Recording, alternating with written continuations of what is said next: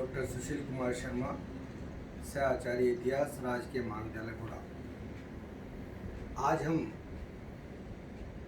हमारे व्याख्यान में मैसूर के राज्य का उत्थान, हैदर अली एवं टीपू सुल्तान कैदी।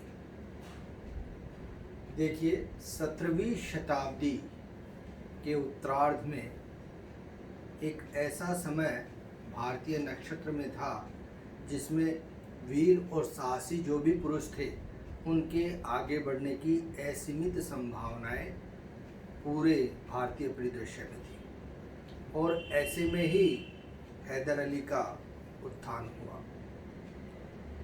मैसूर का जो राज्य था, जो कि एक प्रसिद्ध 1565 ईस्वी में तालीकोटा का युद्ध हुआ, उसमें विजयनगर साम्राज्य को छत विछस्त कर दिया गया था और उसी के छोटे से प्रांत के रूप में मैसूर के राज्य की स्थापना हुई। 1612 ईस्वी में वहाँ पर वडियार वंश के एक शासक ने अपनी सत्ता स्थापित करी और 1632 में आते आते वहाँ पर इस वंश ने अपना छोटा सा राज्य स्थापित कर लिया। 1727 ईस्वी में हैदर अली का जन्म हुआ और हैदर अली ने प्रारंभ में एक घुड़सवार सिपाही के रूप में अपनी सेवाएं मैसूर के राजघराने में देना प्रारंभ किया। हैदर अली बहुत ही प्रतिभाशाली युवक था। उसमें अदम्य वीरता थी, साहस था और बहुत ही सफल राजनीतिज्ञ और कूटनीतिज्ञ था। उसने अपनी प्रतिभा के बल पर धीरे धीरे इस राज्य में अपनी स्थिति मजबूत करी और उस स्थिति को मजबूती प्रदान करने का समय उसका आया जब इसका दौर जो प्रारंभ हुआ वह हुआ 1731 और 34 के बीच में। यह एक शक्ति के हस्तांतरण की प्रक्रिया इस समय हुई, जो कि वहाँ के राजा थे, मैसूर के राजा वडियार वंश के चिक कृष्ण राज। इसके काल में दो प्रमुख व्यक्ति थे और दोनों भाई थे, देवराज और नंजराज।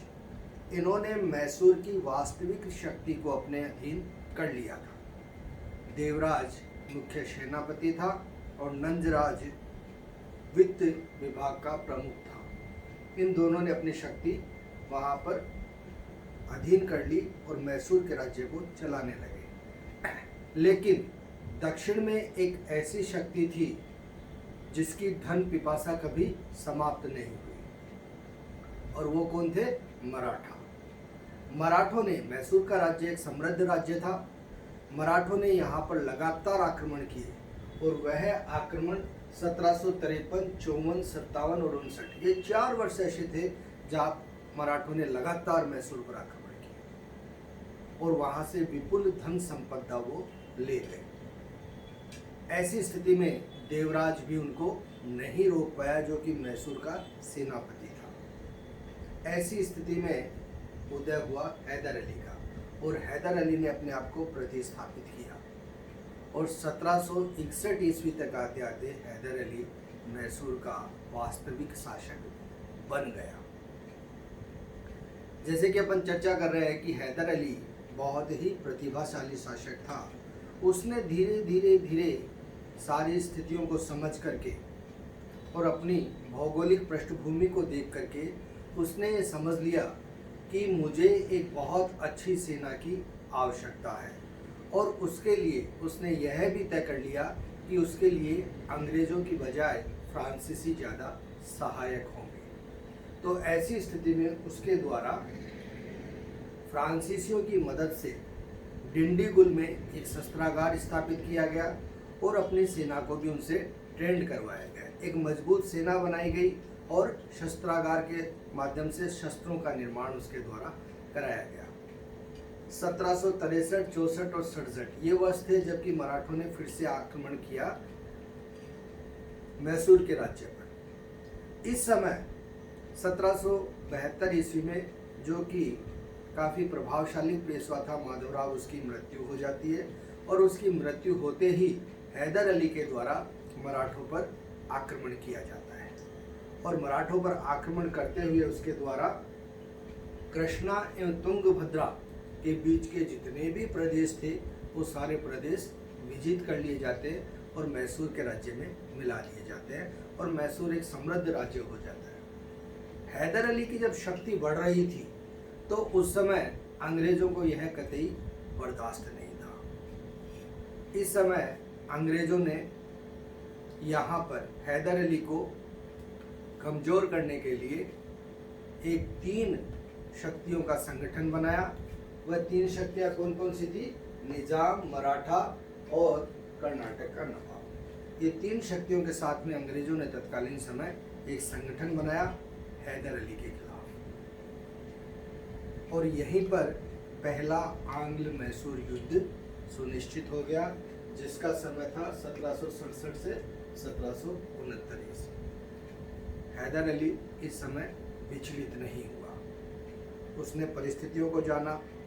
वह इन व्यक्तियों की मानसिक स्थिति को भी बहुत अच्छी तरीके से पहचानता था और उसने इसका पूरी तरह आंकलन करके मराठों को धन देकर, क्योंकि वह जानता था मराठे धन पिपासु हैं, उनको धन दे करके उसने इस युद्ध से अलग कर दिया। निजाम को प्रदेश का प्रलोभन उसके द्वारा दे दिया गया। जब ये दोनों शक्तियां अलग हो गई तो ऐसे में उसके द्वारा पलट के कर्नाटक के नवाब पर आक्रमण कर दिया गया था जो कि अंग्रेजों के अधीन था। यानी कि अंग्रेजों और हैदर अली के बीच में संघर्ष हो गया। 1.5 वर्ष तक अनिर्णायक युद्ध रहा और उस अनिर्णायक युद्ध के बाद में हैदर अली ने बाजी पलट दी। यानी अंग्रेजों को वहां पर मात खानी पड़ी और हैदर अली के द्वारा मद्रास को घेर लिया गया। मद्रास को घेरते ही अंग्रेज भयभीत हो गए और उन्होंने एक संधि हैदर अली के साथ की और संधि करने के बाद में इस युद्ध को विराम कर दिया गया जो कि 4 अप्रैल 1769 ईस्वी में हुई। पहला मौका था भारतीय परिदृश्यों में कि अंग्रेजों को पीछे हटना पड़ा। संधि के अंदर 2 वचन उनके द्वारा दिए गए कि इस समय जितने भी विजित प्रदेश हैं एक दूसरे के वो वापस लौटा दिए जाएंगे और अगर तीसरा पक्ष उनके ऊपर आक्रमण करता है तो ऐसी परिस्थिति में दूसरा पक्ष उसका सहयोग करेगा। यानी कि हैदर अली और अंग्रेज शाश्वत मित्र होंगे। अगर तीसरा पक्ष उन पर आक्रमण करता है, अंग्रेजों पर करता है, तो हैदर अली उसकी सहायता करेगा। हैदर अली पर आक्रमण होता है तो उससे अंग्रेज उसकी सहायता करेंगे। लेकिन अंग्रेजों ने कभी इन चीज़ों को किसी भी रूप में समाहित नहीं किया। उन्होंने अपनी व्यवस्थाएं अपने अनुरूप चलाई और अंग्रेजों की जो सबसे बड़ी बात थी कि अंग्रेजों ने हमेशा एक युद्ध को उस स्थिति में समाप्त किया जो कि दूसरे युद्ध की तैयारी के लिए उनको समय मिल जाए। ऐसे में पहले आंग्ल मैसूर युद्ध की समाप्ति हुई और उस आंग्ल मैसूर युद्ध के बाद में स्थितियां धीरे धीरे बदलने लगी।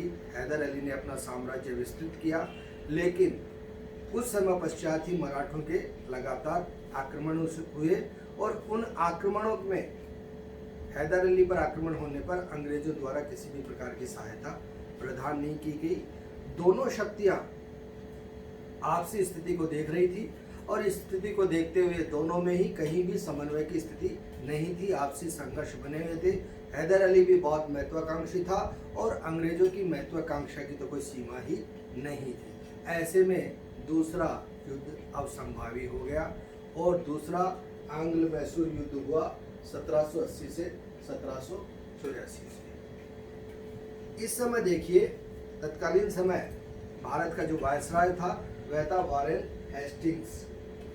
इस समय अमेरिका में भी गृह युद्ध चल रहा था और अमेरिका के एकीकरण की प्रक्रिया वहाँ पर प्रारंभ हो रही थी। उस प्रक्रिया के अंदर फ्रांसीसी उनको सहायता कर रहे थे और वह जो अमेरिका का स्वतंत्रता संग्राम था उसमें अंग्रेज इसको बड़ी ही सूक्ष्मता के साथ में उसका आंकलन कर रहे थे। उनके द्वारा देखा जा रहा था इस संगठन को उनके द्वारा हैदर अली के साथ देखते हुए बहुत ही विषम रूप से लिया जा रहा था। ऐसे में वहां पर जो स्थिति बनी, इस दूसरे युद्ध के अंदर हैदर अली ने बड़ी कूटनीतिक चाल चली और कूटनीतिक चाल चलते हुए इस बार संगठन उसने बनाया, हैदर अली, निजाम और मराठा।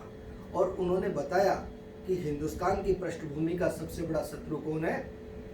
ईस्ट इंडिया कंपनी, अंग्रेज। और उसने संगठित रूप से इन्हें हराने की बात करी। लेकिन अंग्रेज भी शातिर थे। उन्होंने युद्ध प्रारंभ होने से पहले ही निजाम और मराठा को हैदर अली से अलग कर दिया। हैदर अली विचलित नहीं हुआ और द्वितीय आंग्ल मैसूर युद्ध की विभीषिका में उसने कर्नल बेरनी के अधीन अंग्रेजी सेना को बुरी तरह से पराजित किया। फिर वह पोर्ट नोवो के स्थान पर हैदर अली 1781 ईस्वी में पराजित भी हुआ। लेकिन फिर पलटवार करते हुए 1782 ईस्वी में कर्नल ब्रेथवेट के अधीन अंग्रेजी सेना को उसके द्वारा पराजित कर दिया गया। पहली बार भारतीय परिदृश्य में ऐसा हुआ कि अंग्रेजी सेना को मुंह की खानी पड़ी। न केवल पराजित किया बल्कि कर्नल ब्रेथवेट को उसके द्वारा युद्ध बंदी भी बना लिया गया। लेकिन ऐसे में ही 7 दिसंबर 1782 ईस्वी को अरकाट के समीप चित्तूर नामक स्थान पर हैदर अली की मृत्यु हो गई और युद्ध का भार उसके पुत्र टीपू सुल्तान पर आ गया। टीपू सुल्तान ने इस युद्ध को चलाया, लेकिन यह अनिश्चितता की ओर यह युद्ध जाता हुआ चला गया। ऐसी स्थिति में दोनों के द्वारा एक संधि करते हुए मंगलोर की संधि के माध्यम से 1784 ईस्वी में इस युद्ध की समाप्ति उनके द्वारा कर दी गई और अब राज्य का जो प्रभार था वह टीपू सुल्तान के ऊपर आ गया। और जिसके आगे की समीक्षा जो 2 और युद्ध हुए वो अपने अगले व्याख्यान में मेरे द्वारा आपको प्रदान की जाएगी और उसकी व्याख्या उसमें बताएंगे, जिसमें तीसरा आंग्ल मैसूर युद्ध हुआ और चौथा आंग्ल मैसूर।